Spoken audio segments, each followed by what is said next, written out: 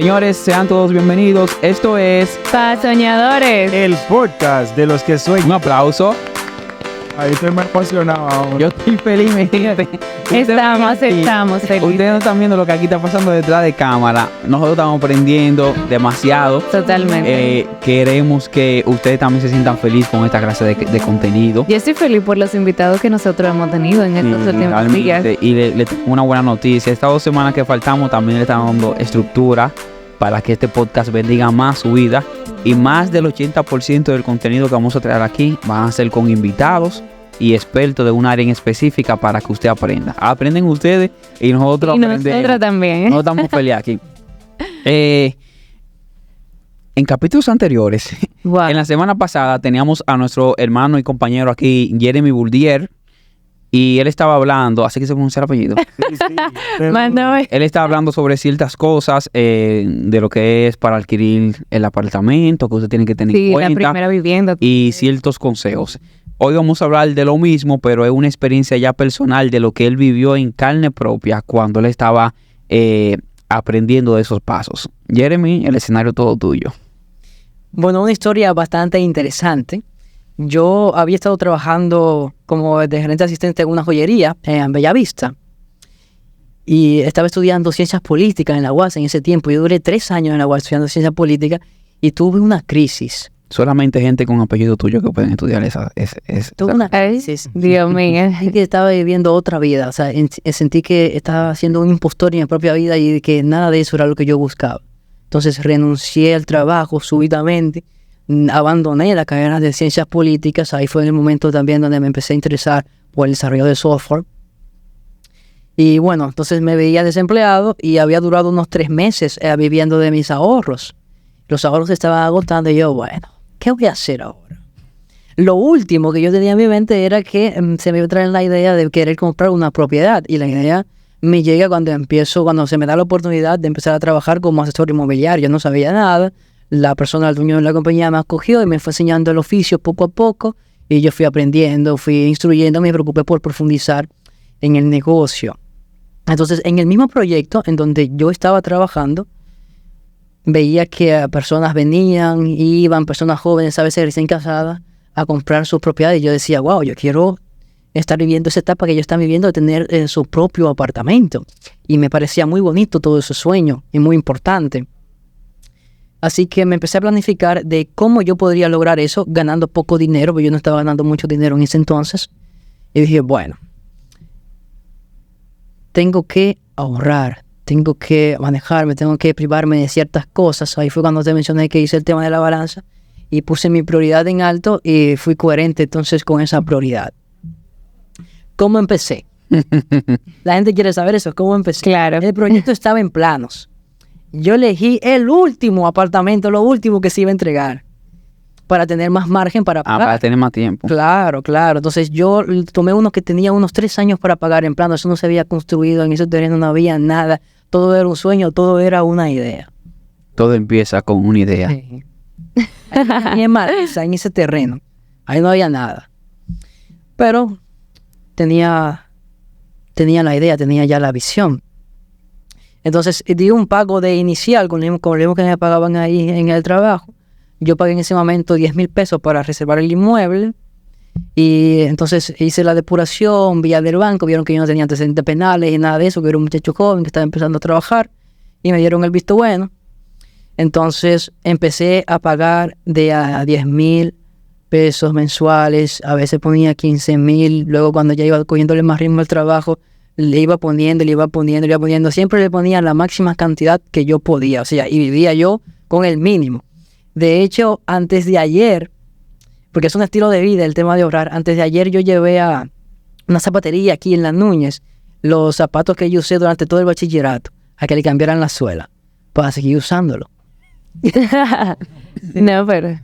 No, se trata de eso. Un estilo moderado de vida, pero se puede vivir bien y es bellísimo vivir moderadamente. Hay una frase que me gusta mucho, de mi frase favorita, que es de Altus Mersner, un famoso alpinista, y fue lo que dijo cuando él subió al pico Everest por primera vez, sin oxígeno. Él dijo que no es aquel que más alto llega, sino que aquel que envuelto por la belleza que le rodea, más intensamente sientes. Y cuando tú vives una vida moderada, tú vives las cosas más intensamente. Tienes Wow, 3 está profundo zapatos, eso. pero esos 3 zapatos, cuando te los pones, tú los sientes con más intensidad, como si tú tuvieras 10 Wow. zapatos, ¿me entiendes? Es Muy bueno. está profundo eso. El sabio Salomón lo dijo en unas palabras un poquito más sencillas. Y él dice que es mejor comer en una casa con paz que tener grandes banquetes en palacios donde no hay paz. Y eso creo que va muy alineado con lo que tú estás diciendo. Wow, es muy cierto eso. Hay veces como que tú puedes tener 10 zapatos, pero las preocupaciones y en los líos que tú te metiste para tener esos 10 zapatos, Así mismo. no te dan tiempo para tú disfrutar de esos zapatos. Mira, y yo creo que todo el mundo está muy familiarizado con el sentimiento de que las cosas no son como deberían ser en su vida, de que tú no eres lo suficientemente exitoso, de que tu relación no es lo suficientemente satisfactoria, de que tú no tienes las cosas que tú deseas. Y tú te creas entonces esa disatisfacción crónica que te hace mirar hacia afuera con envidia y hacia adentro con decepción. Y tú ves a personas que tienen todas esas cosas que tú Es una deseas. realidad. Y tú piensas que ellos son realmente felices. Y nuestra sociedad, la cultura pop, las redes sociales, los anuncios, te hacen creer que todo es tu culpa porque tú no estás esforzándote lo suficiente. Y la verdad no es así. No todo el mundo tiene las mismas oportunidades, no todo el mundo vive al mismo ritmo, no todo el mundo tiene los mismos problemas ni la misma condición que tú, no todo el mundo tiene el mismo contexto de tu vida. Entonces, no lo veas de esa manera. Wow. Es un poco, o sea, es la realidad. A veces a la gente se le hace difícil entenderlo, pero es la realidad y es lo que yo siempre he dicho. Y yo escuché en un podcast también en unas redes sociales que dice que todos tenemos la misma oportunidad, pero todos tenemos las mismas oportunidades, pero no todos iniciamos en la misma línea de meta. O sea, todos tenemos 2 pies para empezar a correr, pero no todos empezamos en la misma línea. Hay gente que empiezan faltándole 5 kilómetros para llegar a la meta Eso es muy y hay otros que empiezan faltándole 20 kilómetros para llegar a la meta. Tú sabes que ese proyecto es para soñadores. Yo te considero como un verdadero soñador. Sobre todo, ¿cómo, no voy a abarcar mucho, cómo tú defines la milla extra? La milla extra. Wow, Desde tu percepción, desde tu... desde mi realidad, Yeah. la milla extra yo lo defino como obligarte a ti mismo. Tú sabes, hay una frase que me dijo mi profesor de matemática una vez, que él me dijo que la persona que es realmente libre es la que decide de qué quiere ser esclava. Entonces, la milla extra es tú decidir de qué tú quieres ser esclavo para ti mismo, para tu propio beneficio, y empujarte a hacer esas cosas que quizás te cuesten. Hay muchas cositas que yo hago para ayudarme con eso. Por ejemplo, yo tengo la filosofía de comer todo, aunque no me guste, para someterme a esas situaciones incómodas, tú sabes. Y para cuando llegue el momento que yo tenga que hacer algo que quizás yo no tenga los ánimos de hacer, ni quiera hacer, ni que me interese hacer, pero que puede ser beneficioso para mí, hacerlo, ¿sabes? Tener más disposición, tener la capacidad entonces de enfrentar esas adversidades con Así, cara. así tú diste la milla extra con los pagos de aquellas Cuotas. cuotas. Sí. Tú lo era a 3 años, 2 años que 3 estaba. años. O sea, mírame, por eso es bueno que 3 yo estoy años emocionado. antes. Por eso es bueno uno hablar con personas que tengan conocimiento en el área, porque yo, o sea, es una necesidad que se la presenté a él, que yo quiero, o sea, es una idea que yo sé que muchos jóvenes también tienen la necesidad Exacto. de saber cómo adquirir su primera vivienda, pero yo nunca lo había pensado de esa forma. Yo no tengo que adquirirla ahora, yo puedo buscar un plano que esté a 3 años y durar 3 Exactamente. años pagando eso. Entonces, Exacto. es bueno, por eso es bueno hablar Y con expertos. fácilmente, por ejemplo, ya después que pasen esos 3 años, tú vas a estar muchísimo más preparado para cuando llegue el tema del banco, ya tú puedes cubrir esa parte. Exacto. Luego que tú agotaste esos requisitos de las cuotas, ¿cuál fue el siguiente proceso?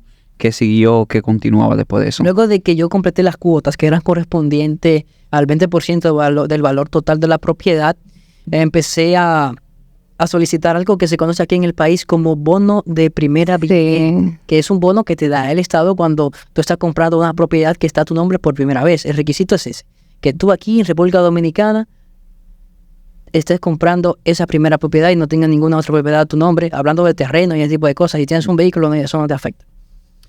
Entonces empecé a solicitar eso.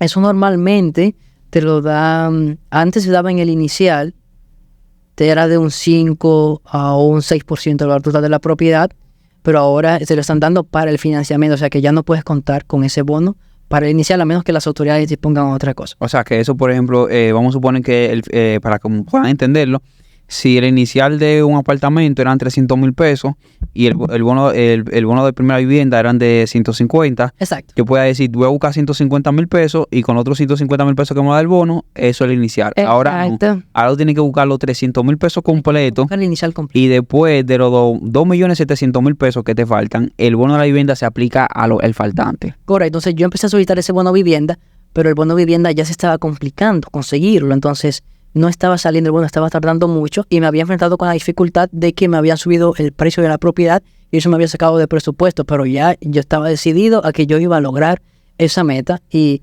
busqué entonces las herramientas necesarias para poder continuar con la compra del apartamento, que eso fue un escenario especial. Eso no pasa todos los días y aquí hace muchos años que no pasaba algo similar y no creo que vuelva a pasar en un futuro cercano, así que pueden estar más tranquilos con eso. ¿Cómo se agota ese procedimiento? ¿A qué institución yo tengo que dirigirme? Mira, tú tienes que ir a Catastro a solicitar una carta de no propiedad, que es un certificado que te dan que certifica que Huáscar Espinal no tiene una propiedad a su nombre aquí en República No tiene ni un pincho. No tiene ni un pincho, exactamente.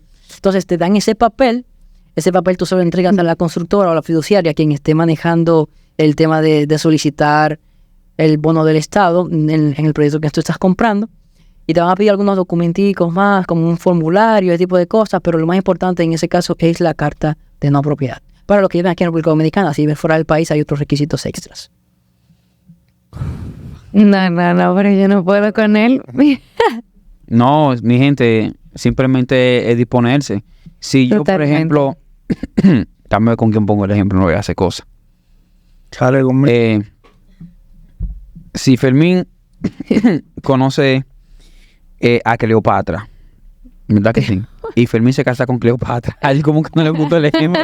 Él ni siquiera sabía cuál era el ejemplo.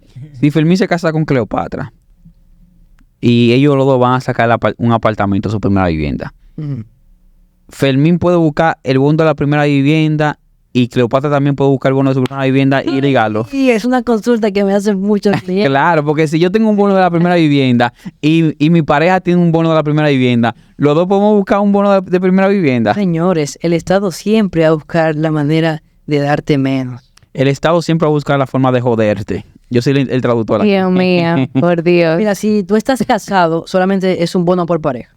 Ok. Si estás soltero, es un bono para ti. Pero si ella también está comprando, es un bono entonces para los dos, porque a una sola la condición es que debe ser tu primera compra y tú debes ser el primer cliente de esa propiedad. Te deben darse esas dos condiciones, porque también para que te den el bono de primera vivienda, el proyecto tiene que estar bajo una serie de leyes. Ok, o sea El que proyecto que la DGI avale de que ellos sí te pueden dar el bono para ese proyecto en específico. si yo busco un bono de primera vivienda para comprar una casa en la Venezuela y compré esa casa, y en 5 años yo quiero vender esa casa a Fermín, Fermín no puede buscar el bono de primera vivienda para comprar esa casa. Ya tiene un cliente esa casa, que fuiste tú su primer propietario. Para esa casa no califica. Por eso entonces, Porque para que te den el primer bono de primera vivienda, el proyecto debe estar bajo una ley que se llama Ley del Fideicomiso y Propiedad de Bajo Costo, que eso ya otro tema muy extenso aparte de leyes. que vamos a hablar más adelante. Pero eso es bastante sencillo y tú no tienes que entender esas cosas. Tú vas al proyecto, te acercas a los agentes inmobiliarios, Exacto, no se abrumen. al equipo de venta, no te abrumes con eso y le digo, o sea, mira, este proyecto aplica para el bono de primera vivienda. Ellos te van a decir si aplica o no aplica. Ok. ¿Qué Eso pasa? es lo que tienes que hacer. ¿Qué pasos yo puedo seguir para como tener un poquito más de seguridad que yo, disculpa, qué sé yo me aloqué y después que salí de aquí, yo empiezo a decir, yo voy a buscar una vivienda que esté en plano para yo dar 10,000 pesos mensual. ¿Qué constructora o qué artículo yo debo buscar en el contrato para yo asegurarme de que no se me va a ir para esa vivienda en ese tiempo Mira, que yo voy a te estar había pagando? comentado anteriormente, para la mayoría de personas la inversión más importante que va a hacer en su vida va a ser la compra de su casa, de su apartamento, de su propiedad.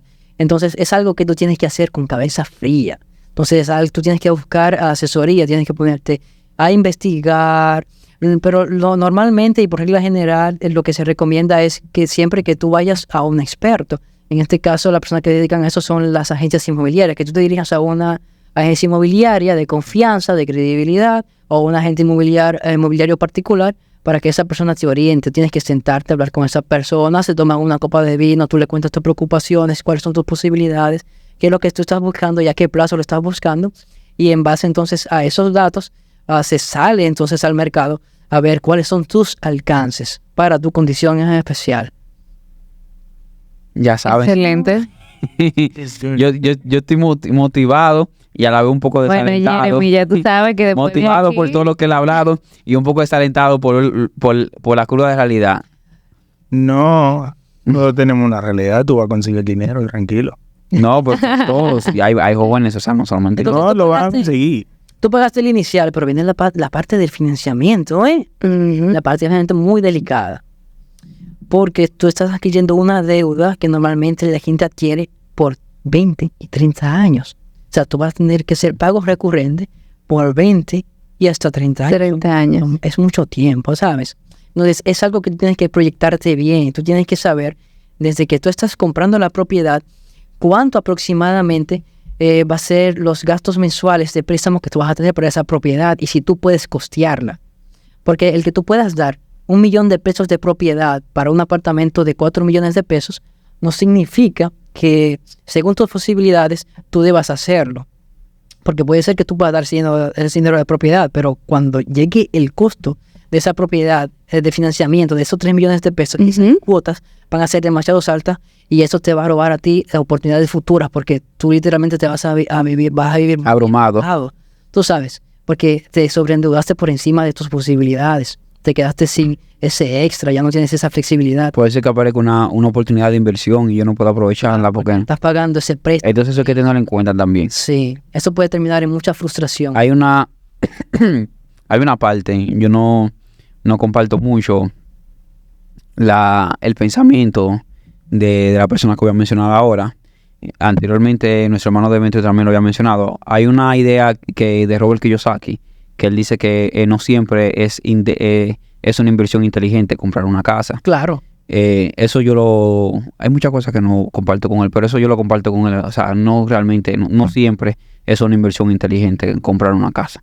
Mira, si tú compras una casa para tú vivirla, tú tienes ese activo ahí que en cualquier momento tú pudieras decidir vender y recuperar una inversión. Incluso podrías llegar a tener un retorno de inversión. Pero si tu idea es vivir esa casa, tú tienes que saber de que esa casa no te va a ti a dar dinero, ¿sabes? No es un pasivo. Es un pasivo. Exacto, es un pasivo, no es un activo. No vas a tener una retribución de esa casa, sino que vas a tener que pagar ese préstamo y vas a estar viviendo ahí. O sea, tú no vas a ver una retribución de eso. Señores, ¿alguna pregunta? El equipo me ha dejado preguntar a mí solo. O yo no sé si que ellos se identifican mucho con las preguntas que yo estoy haciendo o es que no tienen ninguna clase de pregunta. Ya estamos finalizando. Una última pregunta ya que tenga alguno de ustedes para finalizar o cerramos aquí. Ay, Natalia. Creo que una de las cosas más importantes que yo hice para poder lograr esa meta es que durante ese tiempo me aseguré de no tener hijos, ¿saben? Es algo a tener muy en cuenta. Como que Dios mío. eso es algo real, es algo No, real. pues. Pero yo me río porque mucha gente, me imagino mucha gente viendo este video dice, concha, ya no califico. no. Mucha gente No, para nada. es un hijo todo. Es más difícil, pero hay que ser realista. Nosotros, este no es el típico podcast motivacional. Cuando tú tienes ciertos compromisos, se te va a hacer más difícil. O sea, Claro. tú puedes llegar muy lejos en la vida, pero hay ciertas cosas que te la van a complicar un poco más. Sí. Entonces, como ya para cerrar, como decía nuestro hermano Jeremy Bourdieu, si tú tienes un sueldo mínimo, más que empezar en qué invertir, piensa en aumentar tu valor. Eso me encantó, Personal. lo que él dijo. Sí, piensa en aumentar tu valor como inversionista, como empleado. Y la única forma de eso es capacitándote. Tú dirás tal vez que tú no tienes los ingresos suficientes para tú pagar una matrícula a una universidad de 3,000 o 4,000 pesos. Pero específicamente porque tú no tienes los ingresos suficientes para tú pagar una matrícula, es que tú tienes que pensar en prepararte más. Tal vez no puedo pagar una matrícula de 4,000 pesos mensual, pero sí, tal vez me puedo comprar un curso digital online de $10, $8, comprarme un libro de 700, 800 pesos, que de una forma u otra, aunque tú pienses que no, cuando una gente que es lectora habla al lado de una persona que no es lectora, se nota la diferencia. Y las personas que están reclutando pueden notar cuando está hablando con una gente que es preparada y que dedica tiempo a prepararse, a leer y a estudiar. Entonces, de una forma u otra, no importa de qué tema sea lo que tú estás leyendo, cuando tú inviertes en la lectura y en tu preparación, eso te va a ayudar. Yo sé que ustedes quedaron muy animados con esto. A Jeremy lo vamos a traer más adelante. Ya él está comprometido conmigo. Claro. Yo me siento bendecido con este compañero realmente. Y nada, somos compañeros de guerra. Y ya yo sé, cuando yo voy a comprar mi apartamento, tengo asesoramiento ahí de adultos. Recuerden que esto es para jóvenes, Para estudiantes. Para adultos. Emprendedores. Para empresarios. pero sobre todo, esto es Para soñadores. un aplauso.